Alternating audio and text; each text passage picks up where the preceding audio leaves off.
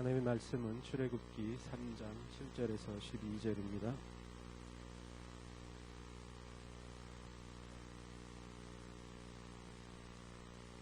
제가 가진 구약 성경 84쪽에 있습니다.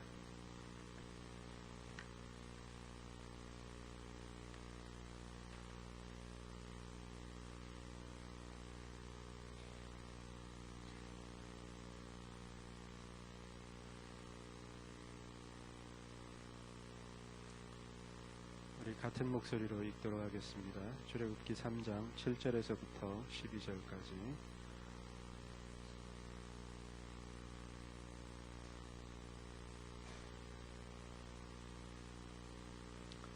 예, 7절입니다. 시작.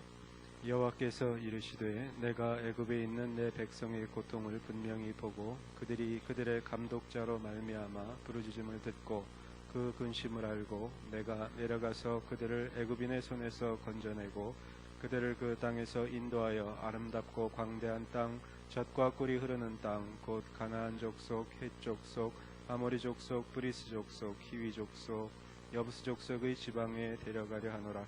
이제 가라. 이스라엘 자손의 부르짖음이 내게 달하고 애굽 사람이 그들을 괴롭히는 학대도 내가 보았으니 이제 내가 너를 바로에게 보내어 너에게 내 백성 이스라엘 자손을 애굽에서 인도하여 내게 하리라. 모세가 하나님께 아뢰되 내가 누구에게 바로에게 가며 이스라엘 자손을 애굽에서 인도하여 내리이까. 하나님이 이르시되 내가 반드시 너와 함께 있으리라. 네가 그 백성을 애굽에서 인도하여 낸 후에 너희가 이 산에서 하나님을 섬기리니 이것이 내가 너를 보낸 증거니라. 아멘.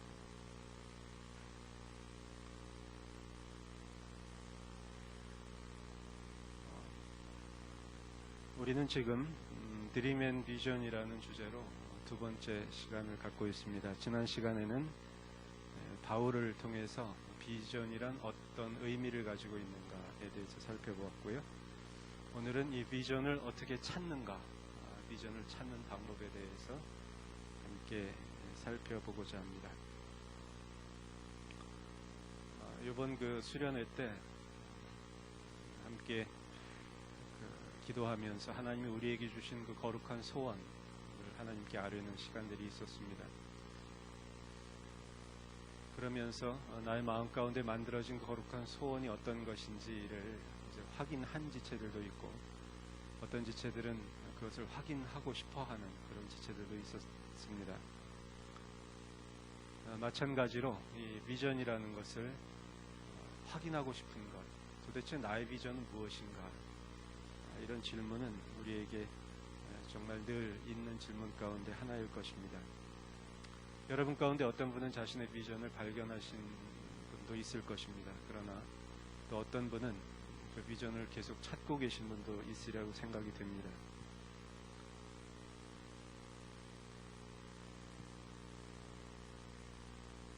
우리는 그렇게 자신의 비전을 찾고 싶어 하죠. 그래서 오늘 말씀을 통해서 이미 찾은 분은 다시 한번 확인해 보시고 또 찾기를 원하시는 분은 이렇게 함으로써 하나님의 비전을 찾는구나 라는 방법을 이제 또 체득하시기를 바랍니다. 자신의 비전을 찾고자 하는 지체들, 그래서 하나님께 도대체 나의 비전은 무엇입니까? 이렇게 기도를 합니다. 나의 비전을 알려주십시오 하나님 하고 간절히 기도하는데 하나님은 묵묵부답입니다. 아무런 대답이 없죠.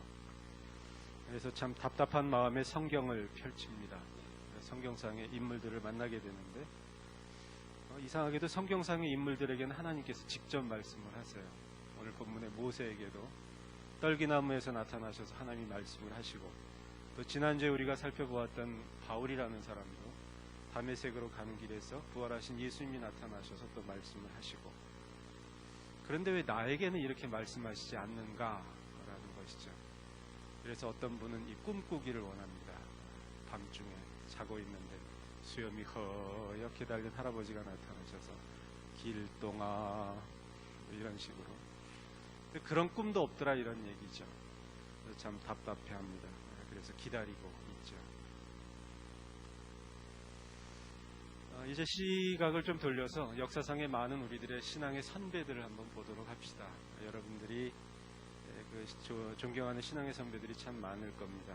그런데 그들의 자서전을 한번 읽어보면 그들은 공통적으로 비전을 가지고 있었어요. 독특한 비전들이 있었습니다. 그런데 그 자서전의 내용 가운데 하나님께서 모세에게 나타나신 거나 또는 바울에게 나타나신 것처럼 그 신앙의 선배들에게 나타나지 않았다는 것입니다.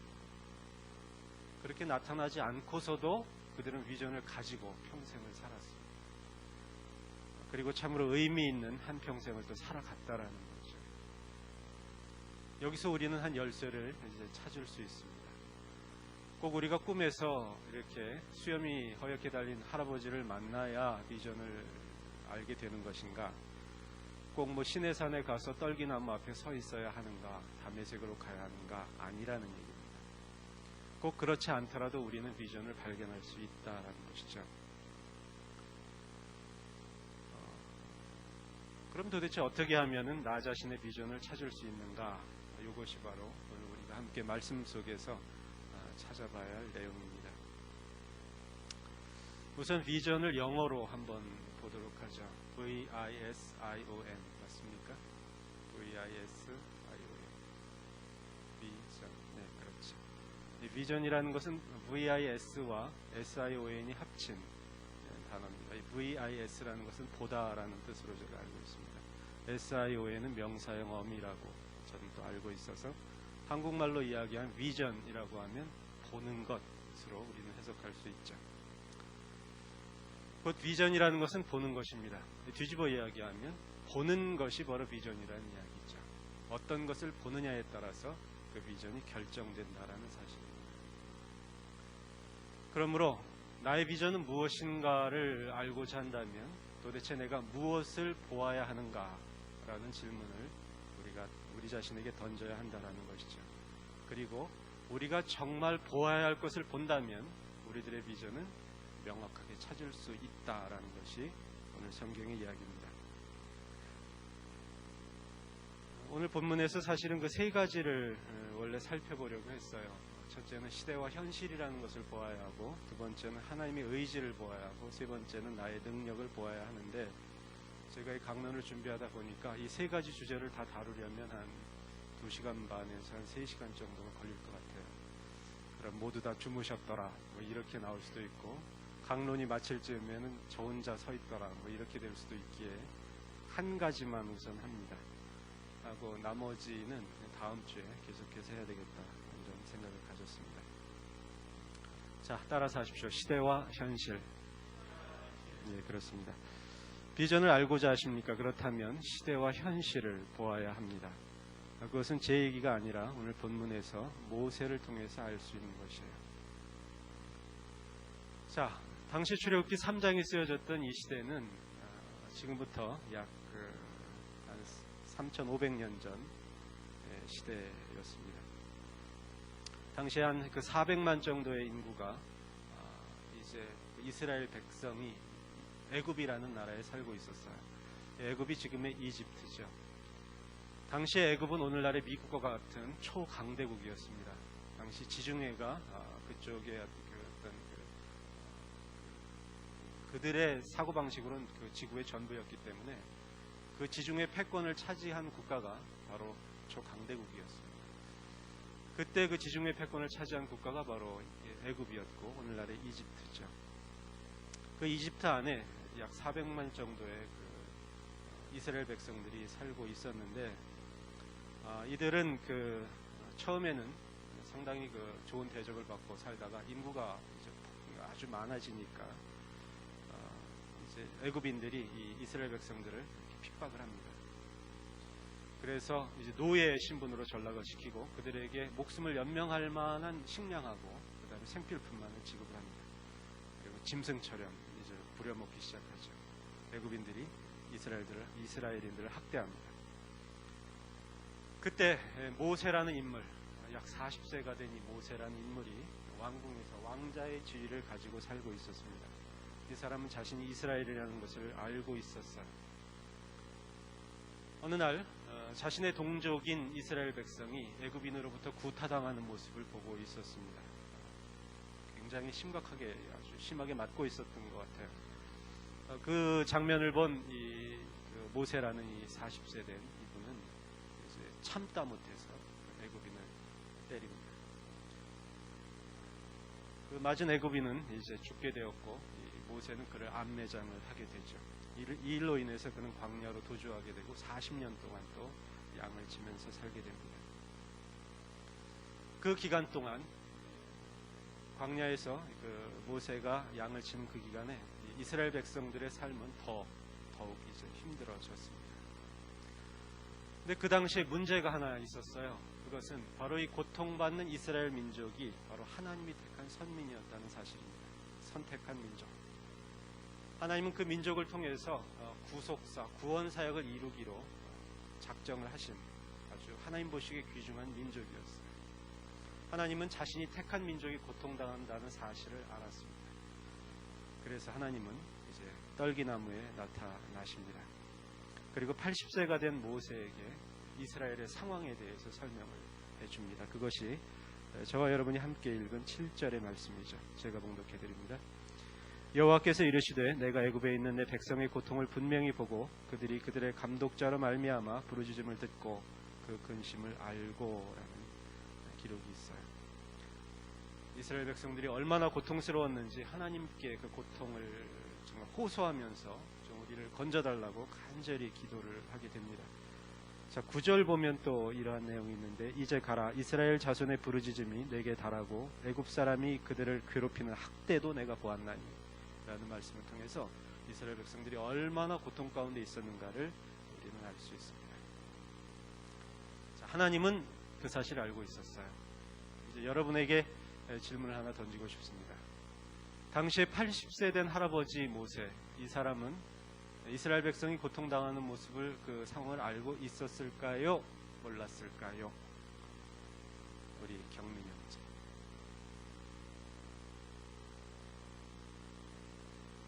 맞았습니다. 100점. 우리 첫도래가 상당한 성경 실력을 가지고 있음이 입증됐어요. 알고 있었습니다. 하지만 그때 80세 된 모세, 우리는 성경을 통해서 충분히 추측할 수 있는데 그는 이스라엘 백성의 고통을 알고 있었지만 자기가 어떠한 일도 할 수 없음을 또한 알고 있었습니다.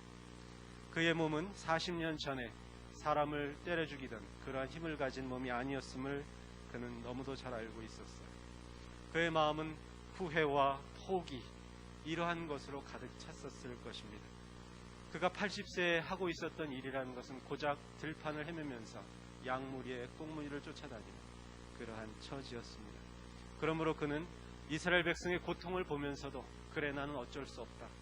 나는 그들의 고통과는 전혀 상관이 없는 그저 난 이곳에서 양을 치다가 이렇게 평생을 살다 죽어야 하는 사람이다 라고 스스로 생각했을 것이라는 것입니다. 그런데 하나님께서 이러한 모세라는 할아버지에게 말씀을 하시는 거예요. 이스라엘 백성이 고통 가운데 있다. 그러므로 너는 가라. 이렇게 말씀하십니다. 이 말을 이렇게도 해석할 수 있습니다. 다시 말씀드려요. 이스라엘 백성이 고통 가운데 있다. 그러므로 너는 가라는 말은 이스라엘 백성이 고통 가운데 있지 않으면 너는 갈 필요가 없다라는 말로 해석할 수 있습니다. 맞죠? 모세가 애굽으로 가야 할 이유가 있었습니다. 그것은 이스라엘 백성이 고통을 당하고 있기 때문이라는 거죠. 다시 말씀드립니다. 모세가 애굽으로 가야 하는 이유가 있었는데 그것은 당시의 시대와 현실이 이스라엘 백성이 고통 중에 있었기 때문이라는 것입니다.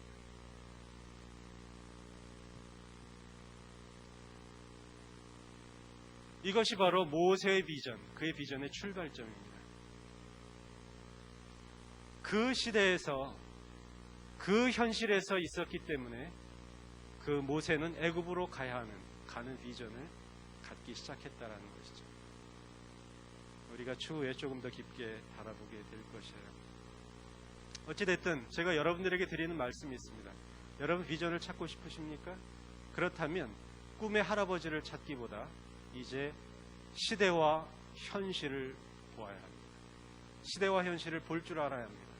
그렇다면 비전을 찾는 첫 출발을 시작할 수 있습니다. 자, 이것과 함께 이제 또 살펴볼 것은 어떤 것이냐면 전도서의 말씀인데요. 여러분 따라서 읽으세요. 찾으면 시간이 좀 걸리니까. 범사의 기한이 있고 천하만사가 다 때가 있나니. 그렇습니다. 전도서 3장 1절 말씀인데요. 이것을 킹 제임스 버전을 읽으면 이렇게 되어 있습니다.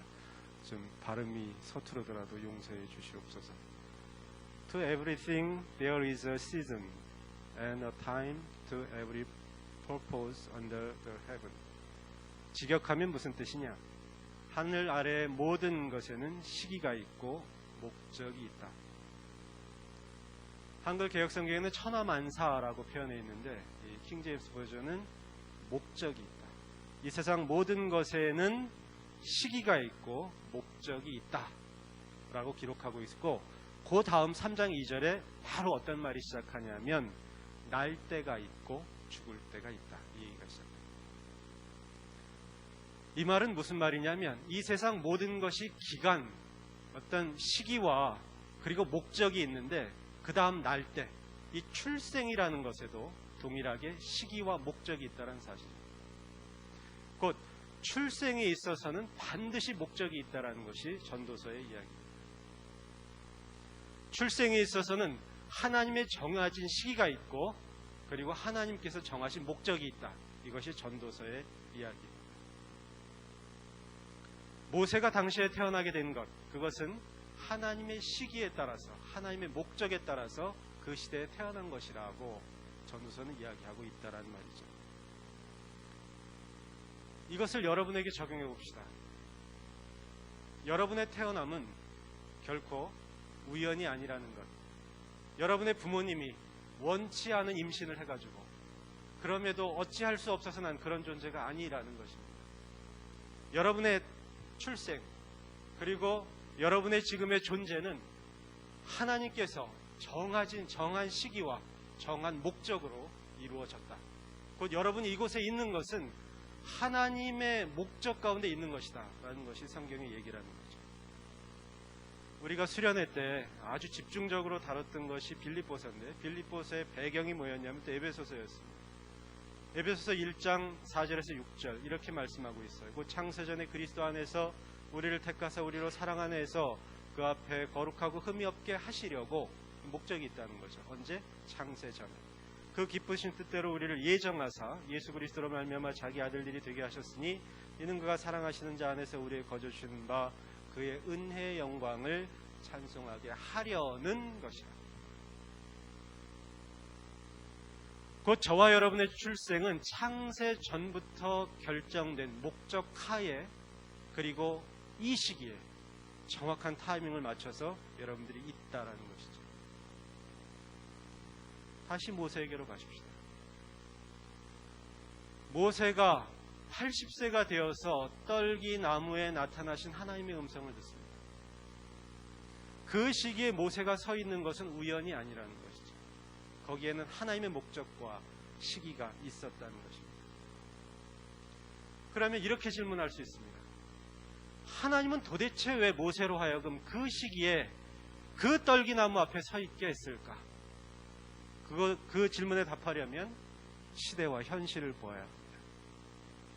그 시대가 어떤 시대였기 때문에? 이스라엘 백성들이 애굽에 있었던 시기였기 때문에. 그 이스라엘 백성들이 애굽에서 종살이를 하고 애굽인들로 인하여 고통받고 탄식이 극에 달았던 때였기 때문에 이제 그 애굽의 백성들이 그 애굽으로부터 나와서 이제 젖과 꿀이 흐르는 가나안 땅으로 가야 할 시기가 되었기 때문에 모세가 떨기나무 앞에 서 있었다는 거죠. 이것이 바로 하나님이 정해진 시기요, 그리고 하나님의 목적입니다. 경선자매, 제 말이 맞죠? 네, 고맙습니다. 맞다고 그래주시네요. 그 모세가 지금 이 시대에 태어났다면 그는 모세의 일을 할 수 있었을까요? 아무리 그가 능력이 있다 하더라도 그때의 모세가 지금 태어난다면 그때의 모세 일을 할 수 없습니다.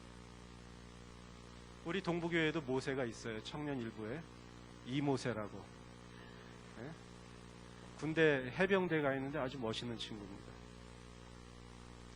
이모세 형제가 군복무를 마치고 이집트에 간다고 합시다. 그럼 지금 이집트, 애굽에 가면 거기 이스라엘 백성이 있습니까 지금? 네? 이스라엘 백성 거기 없어요. 이스라엘 백성은 이스라엘에 있잖아요.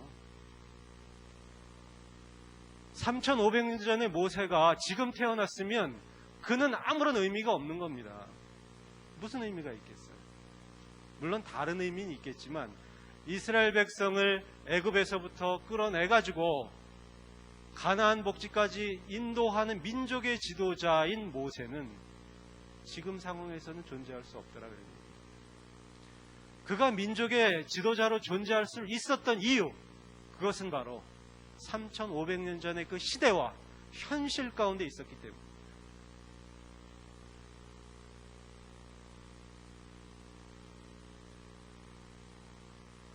이것이 여러분들에게 주시는 하나님의 의미를 여러분이 들어야 합니다. 여러분은 지금부터 3,500년 전에 태어났으면 아무런 의미가 없습니다. 적어도 지금을 기준으로 한다면. 뒤집어 얘기하면 하나님께서 2009년 이 시대에 동부교회라는 이곳에서 청년 2부의 어떤 공동체로서 이곳에 앉아 있다라는 것, 이것은 절대로 우연이 아니고 이것은 절대로 어떠한 개인적인 선택이나 선호에 의해서 된 것이 아니라는 것이 성경의 이야기입니다. 결코 스스로에게 어떠한 바램이나 어떠한 자신의 희망이 있어가지고 그 희망을 성취하기 위한 어떤 수단으로 여기에 있다. 결코 아닙니다. 성경이 이야기하는 것은 바로 하나님의 시기와 목적이 있기 때문에 여러분을 여기에 있게 했다라는 것이 성경의 이야기입니다. 왜 그렇습니까? 어떠한 시대와 현실 속에서 여러분만이 해야 할 일이 있기 때문에, 그 누구도 대신할 수 없는 여러분 자신만이 할 일이 있기 때문에 하나님이 여러분을 이곳으로 보내셨다는 것이 출애굽기 3장의 말씀이라는 것입니다.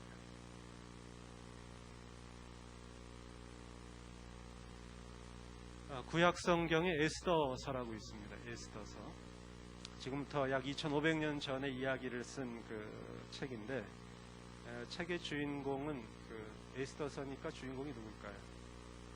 역시 우리 동부교회 청년이분 성경 실력 대단해요. 맞습니다. 에스더입니다.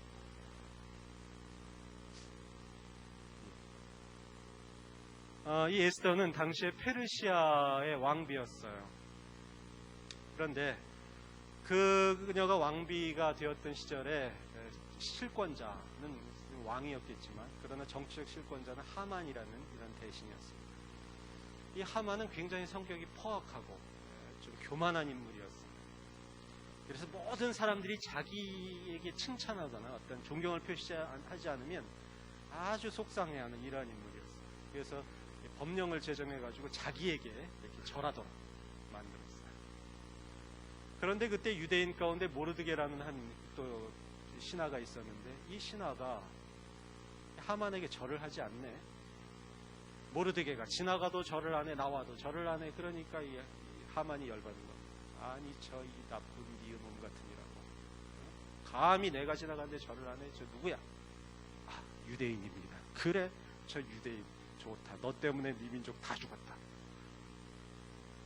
하만은 모르드게라는 한 사람의 그 미움을 이제 전 민족에게로 확대시켜서 유대인들을 싸그리 죽이려고 또 법령을 제정해서 공포합니다. 이제 정말 죽일 날이 이제 다가왔어요. 그 사실을 모르드게가 알았습니다. 그리고 에스더도 알게 되었습니다. 유대인들도 모두 알게 되었습니다. 이들은 바람 앞에 등불이었습니다. 그래서 모두 금식하고 죄를 뿌리면서 애통하며 기도합니다. 이때 모르드게와 에스더 왕비는 친척 관계였어요. 모르드게가 사람을 보내서 에스더에게 말을 전합니다. 에스더서 4장 13, 14절인데 제가 읽어드릴게요. 모르드게가 그를 시켜 에스더에게 화답하여 너는 왕궁에 있으니 모든 유다인 중에 홀로 목숨을 건지리라 생각하지 말라. 이때 내가 만일 잠잠하여 말이 없으면 유다인은 다른 데로 말미암아 노임과 구원을 얻으려니와 너와 내 아버지는 멸망하리니. 그 다음이 중요합니다. 내가 왕후의 자리를 얻은 것이 이 때를 위함이 아닌지 누가 알겠느냐. 내가 왕비의 자리에 있게 된 것이 바로 이 때를 위함이다 라고 모르드게는 규정을 합니다. 이 이야기는 무슨 얘기냐면 그 전까지 에스더는 자신이 왜 왕비가 되었는지에 대해서 그 비전을 정확히 알지 못했다는 것입니다. 그저 하나님이 인도해서 다른 유대인들은 페르시아의 속국으로 다 고생당하고 있지만 자신은 그래도 선택되어져 가지고 왕비의 그런 좋은 자리에서 좋은 음식을 먹고 호감하면서 살고 있는 축복받은 존재 정도로만 알고 있었는데 이게 웬일입니까? 자신을 포함한 모든 유대인들이 살해당할 그런 위기가 딱 닥쳤다는 것이죠. 그 현실을, 그러한 시대 속에서의 현실을 에스더가 본 겁니다. 에스더의 눈에는 이제 자신의 어떠한 그 영화나 왕비로서의 어떤 부귀, 이것보다는 자기가 이제 곧 죽을 수도 있다라는 그러한 절박한 현실을 이제 보게 됩니다. 그의 눈이 딱 떠지는 거죠. 에스더는 모르드게에게 답신을 보냅니다. 그 15절의 이제 이야기인데 제가 읽어드릴게요. 에스더가 모르드게에게 화답하여 이르되 나를 위하여 금식하되 밤낮 3일을 먹지도 말고 마시지도 마소서. 나도 나의 시녀와 더불어 이렇게 금식한 후에 규례를 어기고 왕에게 나아가리니. 그 다음이 중요합니다. 죽으면 죽으리이다. 죽으면 죽으리이다. 이 말은 왜 나왔냐면 당시 페르시아법에는 이게 있었어요. 이 여자가 하도 이렇게 좀 여권이 신장돼서 그런지 몰라도 그걸 막으려고 이 왕의 자리에 허락 없이 이렇게 누가 딱 들어가면 그냥 처형하게 돼 있었습니다. 그것이 왕비라 하더라도 왕의 허락이 있어야 갈 수 있었어요. 그런데 에스더가 이 문제를 가지고 왕에게 나아가서 이야기를 해야 되는데 왕이 안 부르네. 그러니까 얘기할 수 없는 거잖아요. 오직 해결할 사람은 왕밖에 없는데 저희가 보기에. 그러니까 어떻게 합니까? 왕이 부르지 않았는데도 불구하고 그는 금식한 다음에 왕한테 가는 겁니다. 왕이 너 왜 왔어? 내가 부르지도 않았는데 이 괘씸한 그러면 죽는 겁니다. 죽으면 죽으리이다 라는 마음을 가지고 갑니다. 이 마음에서 우리는 무엇을 읽을 수 있습니까? 시대와 현실을 보았다는 걸 알 수 있습니다. 자신의 마음속에 내가 지금 존재하는 이유가 무엇인지, 내가 지금 해야 할 일이 무엇인지를 발견했음을 알 수 있습니다. 소위 말하는 비전을 보는 것입니다. 자기 유대민족에게 있어서 자기가 어떤 의미인지를 발견했다는 겁니다.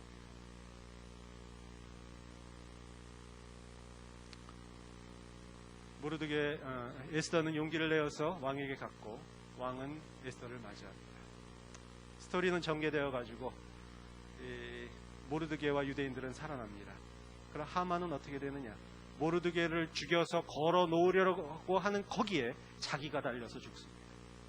그리고 그날을 유대인들이 학살당할 뻔한 그날을 기념해서 유대인들에게 부림절이라는 민족의 절기가 생겨지게 됩니다. 그 부림절의 의미가 뭐냐면 에스더의 날이라는 뜻입니다. 에스더를 기념하게 된 것이죠. 여러분 비전을 발견하고 싶으십니까? 그렇다면 꿈의 할아버지를 찾지 마십시오. 시대와 현실을 보십시오. 그것이 비전을 찾는 방법입니다. 이 시대를 보고 이 시대에 관한 눈을 열 때에 비전이 나타납니다. 이건 무슨 말이냐면 그 시각이, 그 눈이 자기에게만 머물러 있고 자신의 삶에만 머물러 있으면 비전을 볼 수 없다라는 얘기입니다. 모세가 80세의 나이로 그래 나는 양치는 그냥 늙은 목부야. 그러니까 난 이렇게 살 수밖에 없어. 라고 생각하고 그렇게 광야를 떠돌아다녔다면 그는 목부에 불과합니다. 그에게 비전은 있을 수 없어요.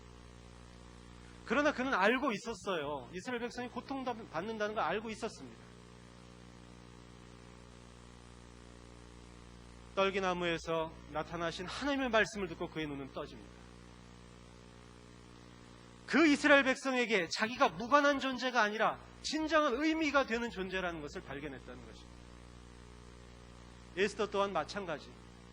자신은 왕비로서 부귀를 누리면 됐다라고 생각하는 이러한 그런 감겨진 눈에서 그 시대와 현실을 보게 됩니다. 자신이 이스라엘 민족이 어떤 의미가 될 수 있다는 것을 발견했다라는 것이죠. 그것이 바로 비전입니다. 여러분이요, 여러분의 비전을 찾고자 하신다면 여러분의 감겨진 눈을 열어야 합니다. 감겨진 눈이라는 것은 눈 감고 다닌다는 것이 아니라 여러분의 눈이 자신에게만 머물러 있는 것을 열어야 한다는 뜻입니다. 내가 어떻게 하면 보다 더 잘 될까? 내가 어떻게 하면 보다 더 많은 것을 누릴까? 내가 어떻게 하면 결혼을 아주 멋있는 사람하고 해서 어떻게 해가지고 아름답고 행복하게 내 자식을 키워가지고 이렇게 해서 평안하게 살다 죽을까? 이 생각을 하고 산다면 결코 하나님의 비전을 발견할 수 없습니다. 포기하십시오. 그렇게 해서는 하나님의 비전을 발견할 수 없습니다. 비전을 진정으로 발견하기 원하신다면 시대와 현실을 보셔야 합니다. 지금이 도대체 어떠한 시대인가? 그 시대가 나와 무관한 것이 아니라 진정으로 나와 밀접한 연관관계가 있고 내가 그 시대에 있어서 엄청난 의미가 될 수 있다는 것을 알기 시작해야만 눈이 떠집니다. 여러분, 우리는 방금 얘기한 대로 나만 생각하면 어떤 것이 이 세상이 나에게 별로 영향을 안 주리라고 생각하고는 착각 속에 살아요. 그렇지 않습니다. 지금 세계 경제가 다 어렵잖아요. 지금 미국의 모기지 어려워지니까 한국 경제 어려워지지. 한국 경제 어려워지니까 그대로 우리가 어려워지는 겁니다. 외부가 힘들어지면 그대로 여파가 나에게 오는 거예요. 절대 나는 세상과 무관한 자가 아닙니다. 제가 LTC 때 잠깐 얘기했는데 지금 한국에 모슬렘이 막 들어오고 있어요. 지금 그 오일머니를 가지고 모슬렘 막 들어오는 거 막지 않으면은요 어떻게 되냐면 우리 자매들은 다 30년 후에 차도로 쓰고 다녀야 합니다. 네? 차도로 쓰고 다녀요. 여자는 자매는 가축을 그러니까 그 아이를 낳는 가축으로 분류되어 있어야 합니다. 상관없다라고 생각하세요? 아닙니다. 그게 현실이에요. 그렇게 많은 나라들이 그렇게 바뀌어갔어요. 중동의 그 많은 나라들, 바울이 다녔던 소아시아, 터키 지방이 지금 모슬렘 국가 아닙니까? 예? 지금 기독교 국가가 모슬렘으로 바뀌어가는 과정들 여러분 보시잖아요. 다 그렇게 바뀌어갑니다. 나와 무관하다고 생각하지 마십시오.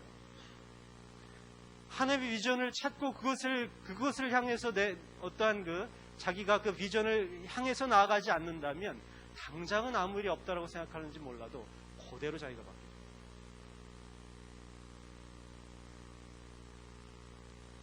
그러므로 제가 여러분에게 드리는 말씀은 이제 고개를 들어서 눈을 여시라는 것입니다. 시대를 보십시오. 이 시대가 어떠한 시대인지 정말 고민하면서 보셔야 합니다. 자, 그러면 심각해지는데 너무 심각하지 마세요. 근데 심각해요. 지금이 어느 때냐면요 말세입니다. 그런데 말세의 말세입니다. 그래서 말세의 지말이라고 해요. 말세의 말세. 무슨 말이냐면 예수 그리스도의 다시 오심이 가까워졌다는 얘기예요. 여러분, 지구온난화라는 것이요 지금 급격하게 진행되는 거 아시죠? 제가 선교국에 있기 때문에 선교사님들 보고들 실시간으로 다 봤습니다. 러시아가 작년 같은 경우는 불과 몇 년 전에는 지금 20도, 25도였어요. 근데 지금은 10도 이상입니다. 기온이 10도 이상 차이가 납니다. 지구온난화가 이루어지면 어떤 것이 됩니까? 농작물에 어떤 변화가 생기기 시작하고, 농작물의 변화가 생기기 시작하면 식량이 부족해지고, 식량이 부족해지면 기근이 생기고, 기근이 생기면 곧바로 우리의 먹거리가 없어져요. 기근이 생기고 먹거리가 없어지면 그 다음에 나타나는 게 전쟁입니다. 우리는 그러한 시대에 살고 있는 사람들입니다. 시대를 보셔.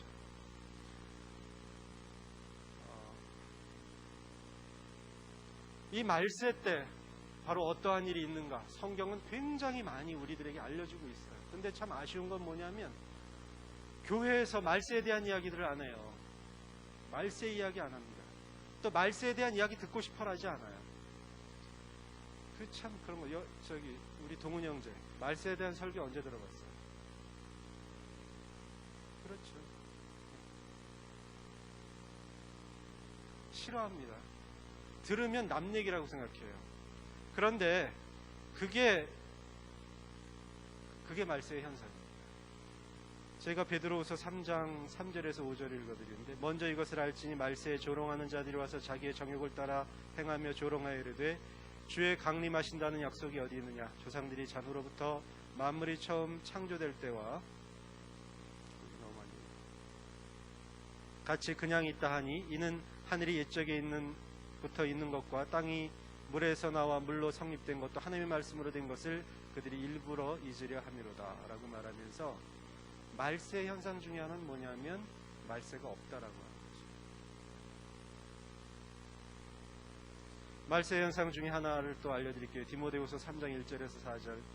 너는 이것을 알라. 말세에 고통하는 때가 이르러 사람들이, 잘 들어보세요, 자기를 사랑하며 돈을 사랑하며 자랑하며 교만하며 비방하며 부모를 거역하며 감사치 아니하며 거룩하지 아니하며 무정하며 원통함을 풀지 아니하며 모함하며 절제하지 못하며 사나우며 선한 것을 좋아하지 아니하며 배신하며 조급하며 자만하며 쾌락을 사랑하기를 하나님 사랑하는 것보다 더하며. 어떻습니까? 지금의 세대입니다. 지금의 세대.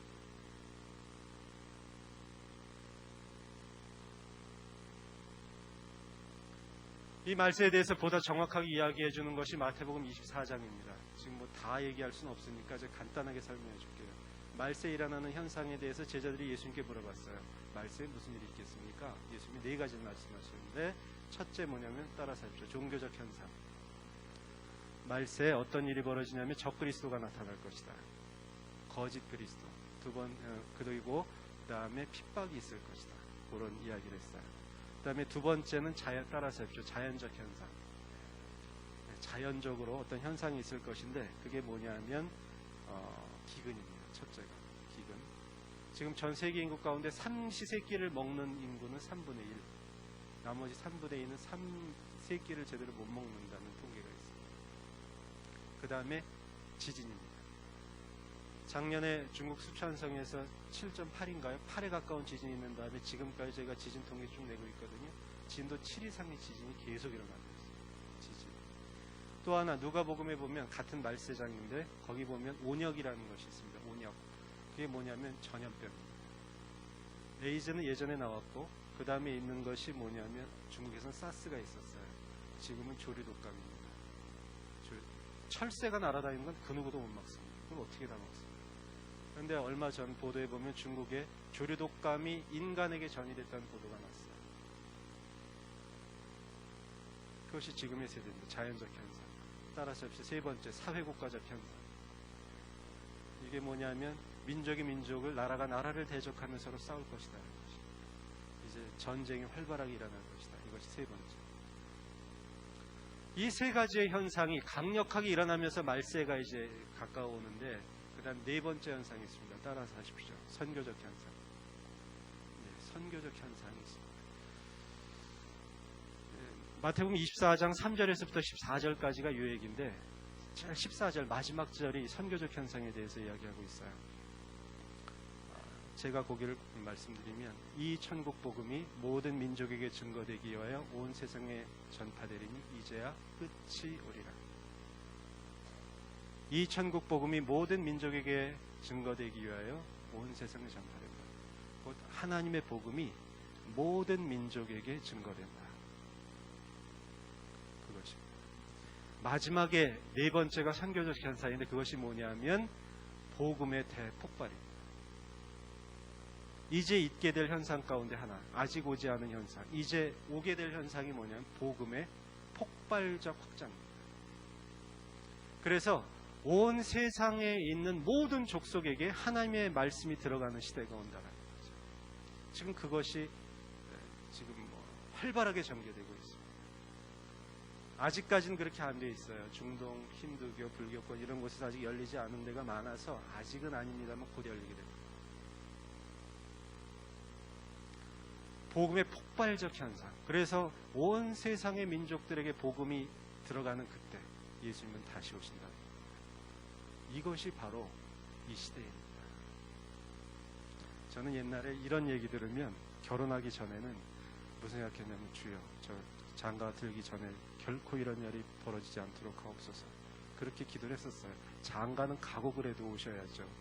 장가 가고 나니까 어떻게 했냐면, 주여, 아무래도 뭐 제 딸이 좀 크고 난 다음에 돼야 되지 않겠습니까? 제 딸이 무슨 죄가 있습니까? 제가 뭐 이렇게 좀 딜레이를 시키고자 하는 그런 기도를 드린 것 같은데, 여러분은 마음이 어떠신지 모르겠어요. 그걸 뭘 말씀드리고 싶으냐면, 일종의 두려움을 가졌다고 저는 이해가 돼요. 두려워할 게 아닙니다. 이것은 뭐냐면, 이제 우리가 이 시대에 살고 있다라는 것, 하나님께서 이 시대에 저와 여러분을 살게 했다라는 것입니다. 그러므로 이제 질문할 게 뭐냐면, 하나님이 도대체 왜 나를 이 시대에 지금 살게 하느냐라는 것이에요. 오해하지 마십시오. 그러면 이제 선교사가 되어야 되는구나. 다 포기하고 저쪽 어디 민족에게로 가야, 아제르바이잔 이런 데로 가야 되는 거, 오해하지 마십시오. 그런 의미가 아닙니다. 성경이 저와 여러분에게 이야기하는 것은 마지막 예수 그리스도의 오심, 이 복음의 대폭발이 이루어지는 이 시기를 우리가 준비해야 된다는 것입니다. 이 시기를 준비하는 것이 저와 여러분의 가져야 할 비전이라는 것이죠. 여러분이 지금 직장에서 생활하고 학교에서 공부를 하고 모든 것들, 여러분이 이것을 열심히 해야 하고 정말 최선을 다해야 하고, 그것을 여러분이 1인자가 되어야 할 이유가 바로 여기에 있습니다. 마지막 때에 예수 그리스도의 다시 오심을 준비하는데 여러분의 의미가 있기 때문이에요. 여러분이 있는 곳에서 여러분이 건져내야 할 자들이 있기 때문입니다. 그것이 어떠한 방법이든, 저 같은 사람은 선교사로 가서 하는 것이겠지만, 여러분 가운데 어떤 분은 학교 선생님으로서, 어떤 분은 사무원으로서, 어떤 분은 어떤 음악가로서, 어떻게 되든 간에 그곳에서 여러분들이 하실 의미가 있기 때문이라는 거예요. 그러나 그것은 여러분이 여러분의 차선이나 3선이나 4선에서 되어져야 하는 것이 아니라 여러분의 최선에서 이루어져야 한다는 것입니다. 여러분 비전을 찾고 싶으십니까? 그렇다면 이렇게 찾기 시작해야 합니다. 예수님의 다시 오심, 복음의 대폭발 이후에 예수님이 다시 오시고 이 땅의 모든 것들은 풀어 없어진다고 성경은 이야기하고 있습니다. 이 지구도 없어진다고 이야기하고 있어요.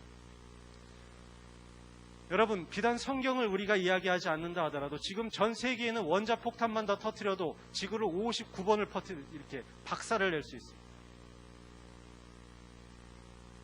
성경은 이야기합니다. 너희들이 비전을 가져야 한다. 그 비전은 예수님의 다시 오심을 준비하는 비전이 되어야 한다. 선교사로 가라는 말이 아니다. 내가 지금 갖춰야 할 최선을 갖춰야 한다는 것이에요. 갖춰야 할 최선을 갖춰라. 내가 도대체 지금 어떻게 살고 있느냐는 것입니다. 그런 질문이에요. 모세처럼, 그래 나는 양이나 치면 돼. 나는 지금 저 양 키워가지고 잡아먹고 양고기 먹고 그렇게 해서 살다가 80세니까 얼마씩 죽으면 돼. 이것은 여러분의 목적이 아닙니다. 그것을 위해 여러분이 여기를 하나님이 태어나게 하신 것이 아니라는 것이에요.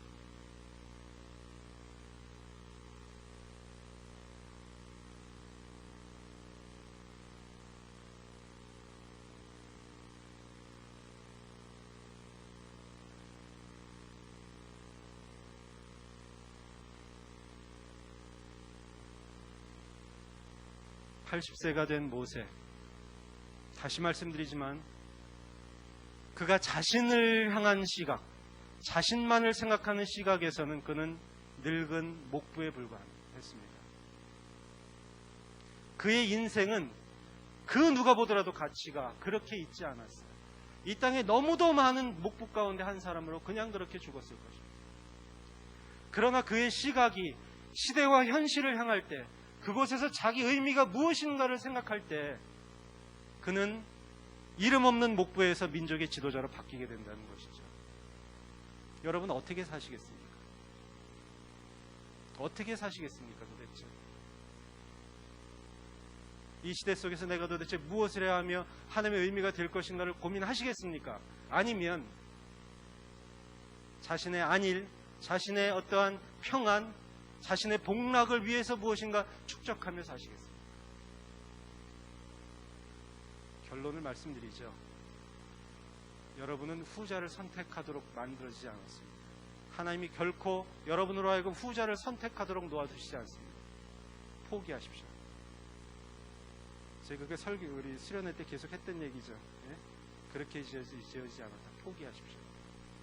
하나님의 목적을 찾고 거기에 따라서 나가십시오.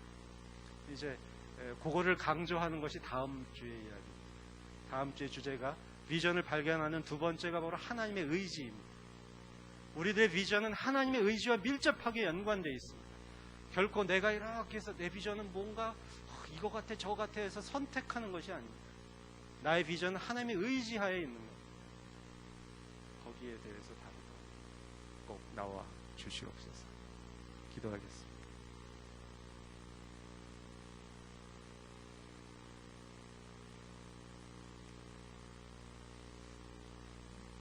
하나님, 3,500년 전에 떨기나무 앞에 섰던 모세, 동일하게 우리도 지금 하나님의 말씀 앞에 서 있습니다. 모세의 눈을 열어서 그 시대를 보게 하신 하나님, 저희들의 눈을 열어 주시옵소서. 이 시대를 보기를 원합니다. 모세가 자신의 나이나 연약함을 보고 쓰러지고 포기했습니다. 기도하건대 머리 숙인 사랑하는 형제와 자매들이 스스로의 약점이나 스스로의 한계만을 보고 쓰러지지 않도록 도와주시옵소서. 하나님, 이들이 이 시대를 보고 이 현실을 보고 이곳 가운데 하나님이 내게 주신 의미는 무엇인가 깊이 묵상하고 기도할 때 이들의 마음 가운데서 주께서 일하시기를 소원합니다. 하나님, 그래서 모세를 하나님께서 들어서 주신 것처럼 사랑하는 우리 지체들도 들어서 주시옵소서. 이들의 한 번밖에 없는 일생이 하나님의 의미가 되게 도와 주시옵소서. 예수님의 이름으로 기도드립니다. 아멘.